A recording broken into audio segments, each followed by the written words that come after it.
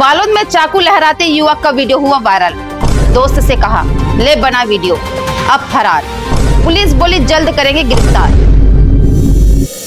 नमस्कार, जय जोहार, जय छत्तीसगढ़। मैं आंचल और आप देख रहे हैं एमके स्टूडियो सीजी। छत्तीसगढ़ के बालोद में एक युवक का चाकू लहराते हुए वीडियो वायरल हो रहा है। वीडियो में युवक अपने दोस्त के साथ बैठा नजर आ रहा है और साथ में करीब 7 इंच लंबा चाकू लिए हुए है। जब उसके साथी ने इस घटना का वीडियो बनाना शुरू किया तो युवक ने बेपरवाही से कहा ले बना वीडियो। अब यह वीडियो अब सोशल मीडिया में तेजी से वायरल हो रहा है, जिसके बाद बालोद पुलिस हरकत में आ गई है। पुलिस ने युवक की तलाश में दबिश दी, लेकिन युवक फरार हो गया। वीडियो पुराना बस स्टैंड में बनाया गया है। बालोद में तेजी से वायरल हो रहा चाकू लहराने वाला वीडियो एक हफ्ते पुराना बताया जा रहा है।